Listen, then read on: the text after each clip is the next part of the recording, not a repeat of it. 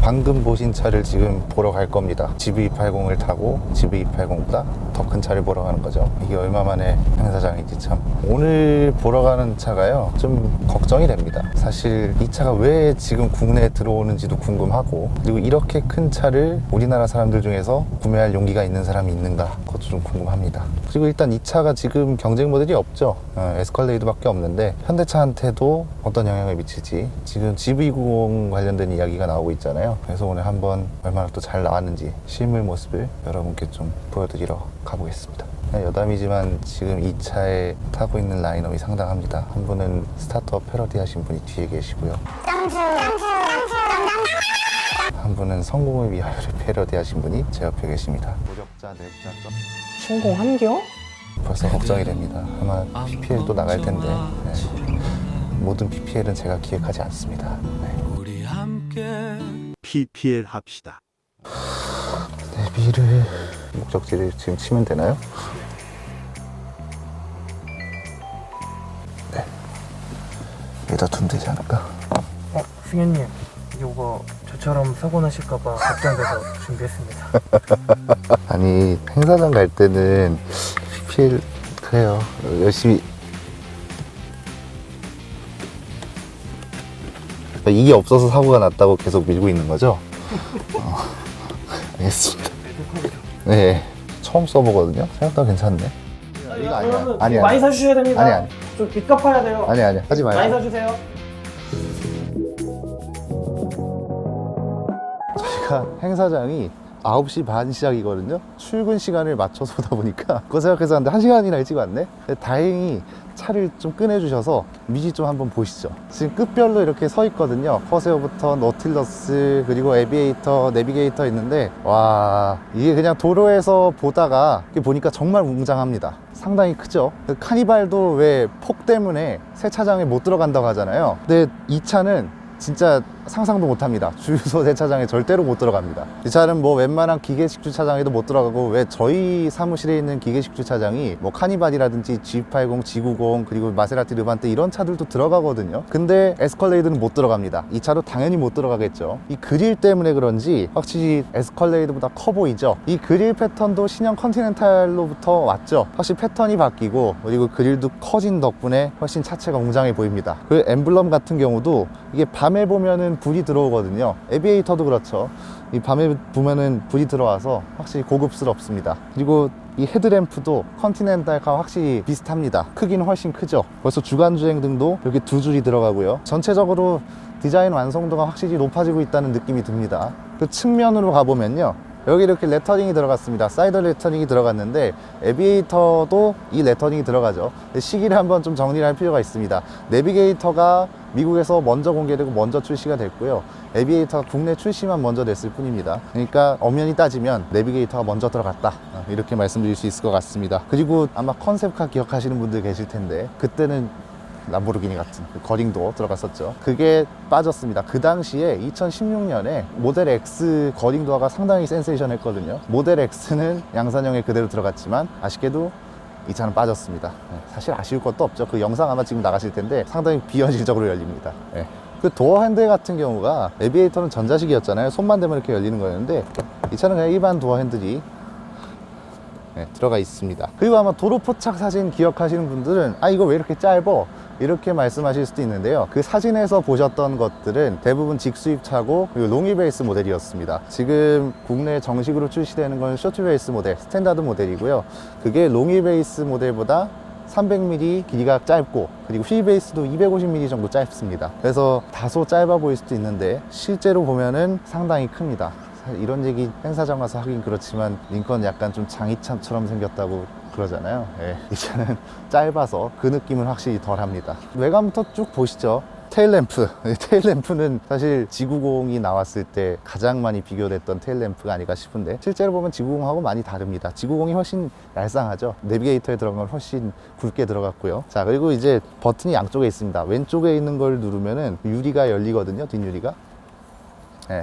이게 SUV에서 그렇게 특별한 기능은 아닌데 이제 뭐 뒤에 공간이 없거나 그럴 때 이쪽으로 짐도 넣고 뺄 수 있고 약간 아이패드 같은 존재죠. 있으면 좋고 없어도 그렇게 뭐 크게 불편하지 않은, 일단 이 차는 그게 들어갔습니다. 그리고 오른쪽 버튼을 누르면 당연히 트렁크는 전동식이고요. 네, 넓죠. 보통 3열 SUV 같은 경우는 이 3열 뒷자리가 이렇게 쭉 뒤로 밀려와서 한 요만큼 공간이 있잖아요. 이 차는 확실히 차가 크다 보니까 이 공간도 많이 확보를 해놓고 3열 시트도 많이 뒤로 와 있음에도 당연히 롱위베이스 모델은 이거보다 훨씬 크겠죠. 그리고 이 3열 시트는 전동으로 접힙니다. 여기서 보실까요? 이 버튼을 누르면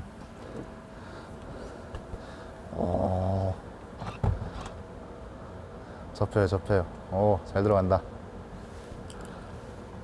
이렇게 완벽하게 접힙니다. 이 정도면 제가 사실 차박을 좋아하진 않거든요. 개인적으로 차박을 좋아하진 않는데 요즘에 워낙 광고들을 많이 하시잖아요. 심지어 레이 같은 차들로도 광고를 많이 하시고, 진짜 크고 넓고 여유로운 차박을 하기에는 이 차만한 차는 없을 것 같습니다. 거의 미니밴 수준이잖아요, 이 정도면. 그리고 여기 보시면 이렇게 공간이 또 있고요. 밑에도 이렇게 공간이 있습니다. 그리고 당연히 올라올 때도 버튼을 누르면 이렇게 따로따로 움직이기도 하고요. 2열도 접히는구나. 풀폴딩 된 거 한번 보실까요? 이렇게 다 접힙니다. 지금 이따가 설명드리려고 그랬는데 그냥 설명드릴게요. 국내에는 7인승하고 8인승 모델이 들어오거든요. 이건 지금 7인승 모델입니다. 2열에 이제 독립식 시트가 장착이 되는 거죠. 훨씬 고급스러운 모델이요. 이거는 7인승 모델이기 때문에 가운데 저렇게 센터 콘솔이 하나 더 들어가 있고요. 양쪽으로 편하게 누를 수 있겠는데, 이렇게 올라오는 거는 그 버튼을 다시 누르면 이렇게 또 올라옵니다. 네. 전동식이라 편하네요, 이건 확실히. 2열은 왜 안 올라와? 그림이 그려져 있구나. 2열은 수동이네요. 펼 때는. 그리고 이 차가 12V 뿐만이 아니고 220V도 지원이 돼요. 그래서 아마 차박이나 캠핑 하시는 분들한테는 확실히 도움이 될 것 같습니다. 미국 차라서 방향 지시등 색깔이 궁금한데, 잠시만요.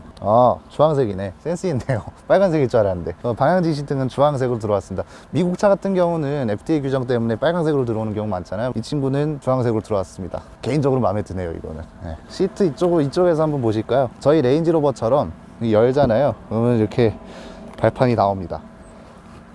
큰 차 한 대는 필수죠. 보시면 시트가 상당히 희한하게 생겼거든요. 근데 그 사진에서 보시던 가로줄무늬 패턴은 아닙니다. 리저브 모델이라서 국내에는 단일 모델로 들어오거든요. 그래서 이렇게 일반적인 패턴의 시트가 들어갔고요. 이게 운전석 시트가 보통 고급차도 많아봐야 한 20방향 정도 되잖아요.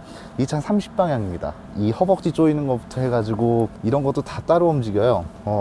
왼쪽 오른쪽 허벅지 받쳐주는 것도 다 따로 움직이고, 아쉬운 건 이렇게 어깨에 조여주는 거, 그거는 없습니다. 네. 이 시트 자체가 사실 내비게이터 뿐만이 아니고 다른 차들도 좀 약간 시그니처처럼 밀고 가더라고요. 그래서 특히 그 30방향을 굉장히 강조를 합니다. 당연히 플래그십의 플래그십이라고 소개를 하고 있는 내비게이터에도 그 시트가 들어갔습니다.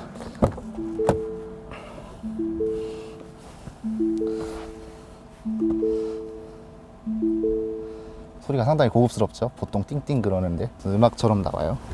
자, 이렇게 시트 타보면은 자, 일단 제 포지션으로 조절을 해보면 확실히 공간은 보통 요즘 이제 시트를 좀 작게 만들잖아요. 그게 나쁜 건 아니고, 이제 작게 만들면 아무래도 몸을 잘 잡아주니까 스포티한 움직임을 원하는 차들한테는 훨씬 좋죠. 근데 우리 링컨은 그런 거 없습니다. 그냥 무조건 크고 편안하게, 그냥 일반적인 자동차라기보다는 요즘으로 치면 약간 거실로 옮겨놓은 듯한 느낌? 그냥 편안한 소파를 갖다 놓은 느낌입니다. 그리고 뭐 안마 기능, 통풍 기능, 뭐 열선 기능 다 있습니다. 네, 안마 기능은 사실 지금 하고 있는데 막 바디 프렌드 수준은 당연히 아니고요. 뭐 고속도로에서 정체 상황이거나 그럴 때 좀 편안하게 탈 수 있습니다. 이걸 좀 열어볼까요? 훨씬 밝네요. 네, 굉장히 큽니다. 2열까지 이게 다 열리거든요, 선장이. 확실히 밝네요. 대시보드도 좋긴 한데 살짝 아쉬운 건 있습니다. 왜냐면은 에비에이터보다 디테일함은 조금 떨어지는 느낌이에요. 지금 컨티넨탈 시작으로 해서 내비게이터부터 실내에도 패밀리룩이 좀 바뀌었거든요. 근데 약간 비유를 하자면 내비게이터가 페이스리프트 되면은 에비에이터 수준으로 올라오겠구나. 전체적인 레이아웃은 똑같은데 이제 뭐 크롬 장식이라든지 그런 것들이 에비에이터 수준으로 올라오려면 페이스리프트를 한 번 더 거쳐야 되지 않나. 않나 싶습니다. 지금 디지털 계기판 같은 경우는 12인치가 달려 있습니다. 이 계기판 UI 자체는 일반적인 링컨 차들하고 똑같고요. 조금 아쉬운 건 이 가운데 있는 디스플레이, 요즘 나오는 차들에 비하면 좀 베젤이 크죠. 그리고 보통 가로로 길거나 세로로 길거나 하는데 얘는 거의 정사각형에 가까운 4:3 비율. 요즘 이제 화면 분할 많이 해서 쓰시잖아요. 그런 면에서는 조금 불리할 것 같은데, 근데 이게 또 이 차만 그런 게 아니고 모든 링컨 차들이 다 그래서 이것도 약간 시그니처처럼 밀고 나가는 것 같습니다. 근데 다행히 다른 차들에 있는 것보다는 좀 큰 것 같기도 하고, 이게 한 10인치 정도 된다고 해요. 그 에비에이터 처음에 나왔을 때 이 실내 디자인이나 외관 디자인을 보고 아, 이제 미국 차도 좀 내실을 갖추는구나, 그런 평가가 나왔거든요. 우리 내비게이터 같은 경우도 페이스리프트가 한번 되면 진짜 그 내실을 다 갖췄구나 할 만한 정도가 될 것 같습니다. 그런데 일단 이 질감 자체는 확실히 이건 사실 우리 국산차 현대기아차뿐만이 아니고 제네시스도 그렇고 다 좀 따라갔으면 좋겠는데, 가죽 질감 자체가 확실히 좋습니다.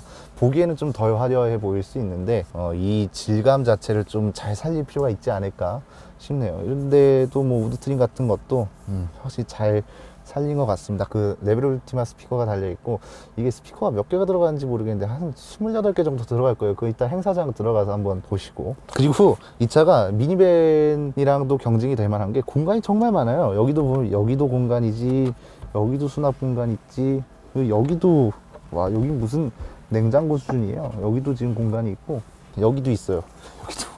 여기도 공간입니다. 여기도 수납 공간. 공간 하나는 진짜 대단한 것 같습니다. 그리고 링컨 차 처음 타시는 분들, 그리고 내비게이터 처음 타시는 분들은 좀 헷갈릴 수도 있는데, 도어핸들이 없어요. 아, 이거 물에 빠지거나 불 나면 이거 갖춰주라는 거 아닙니까? 그럴 수도 있는데, 여기 보시면 여기에 있습니다. 도어핸들이. 내비게이터랑 컨티넨탈 같은 경우는 버튼식이죠. 이게 누르면서 여는 거, 이거는 그냥 손잡이처럼 이렇게 눌러서 열면 됩니다. 자, 뒷자리가 지금 제 앞에 포지션 그대로 왔거든요. 국내는 7인승하고 8인승 모델 두 가지로 들어온다 그랬잖아요. 이건 지금 7인승 모델입니다. 더 고급스러운 모델이죠. 그래서 여기 센터 콘솔이 하나 더 들어가고, 확실히 에비에이터보다 좋은 점을 하나 찾았습니다. 뒤에 일단 이렇게 모니터가 다 들어가고요. 단위 모델 들어오니까 옵션 상관없이 다 들어가는 겁니다. 그리고 에비에이터 같은 경우는 여기 이 센터 콘솔에 있는 버튼들이라든지 버튼 개수라든지 화려함이 좀 부족했는데, 이 차는 여기도 버튼이 있고 여기도 버튼이 있습니다. 물론 에비에이터도 여기 버튼이 있지만 여기는 좀 덜 화려하거든요. 확실히 이 포지셔닝을 잘했다고 생각이 드는 게,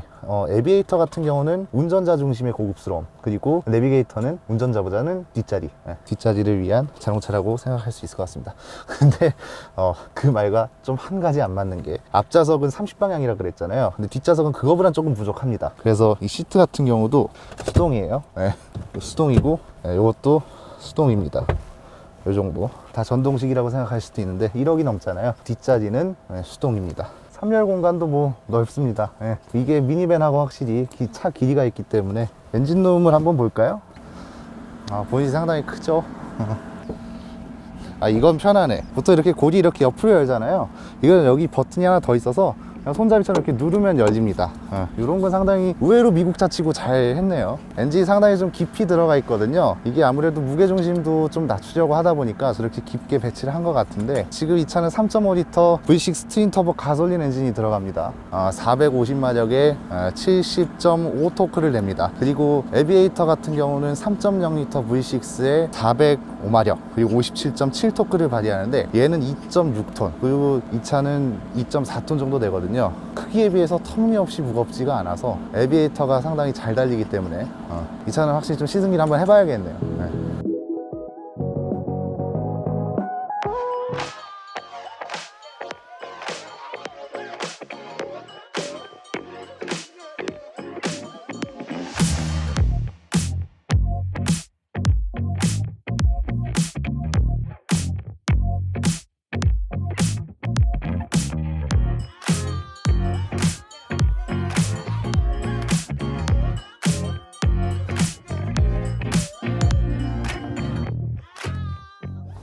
보도자료가 왔는데, 아까 보셨던 그 30방향 시트 있잖아요. 그거는 퍼펙트 포지션 시트라고 합니다. 명칭을 이렇게 그렇게 쓰고 있고, 그리고 싱크3 인포테인먼트 시스템이 들어가고요. 아까 보셨던 것처럼 제가 그 뒷좌석 공간을 위한 차라고 말씀드렸잖아요. 여기도 그게 좀 나옵니다. 그러니까 그 인포테인먼트 시스템이 적용된 터치 스크린이 그 2열 좌석에서도 10인치 디스플레이를 통해서 이제 조절이 가능한 거죠. 확실히 뒷좌석에 타시는 분들이 좀 기분이 좋아지실 것 같아요. 여기 보시면 이건 좀 정정을 해야 됩니다. 스피커 스피커가 28개가 아니고 20개래요.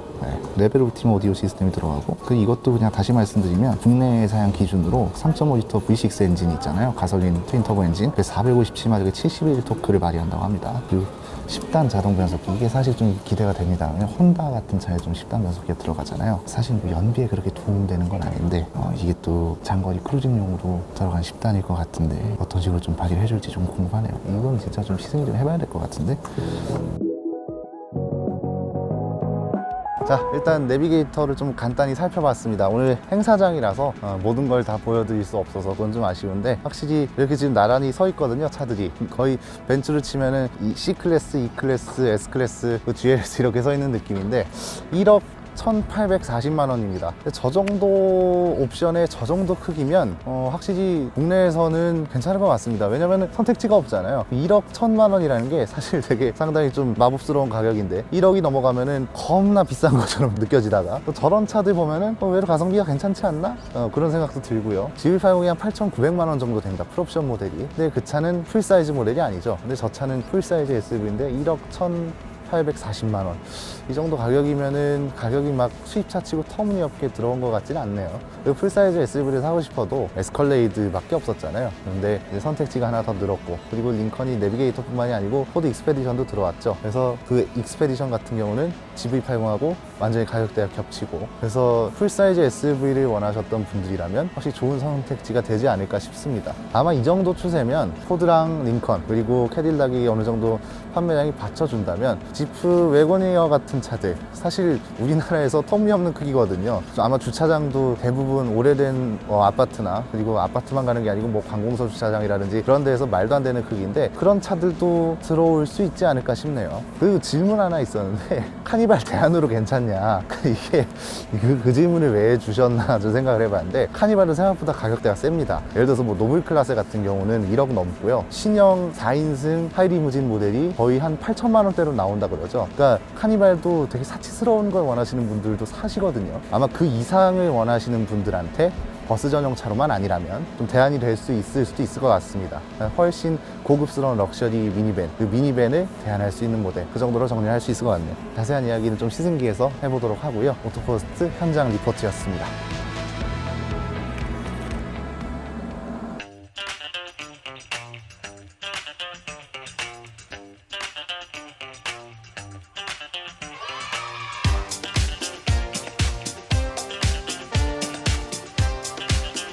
와, 어떻게 이런 좋은 혜택이 있냐?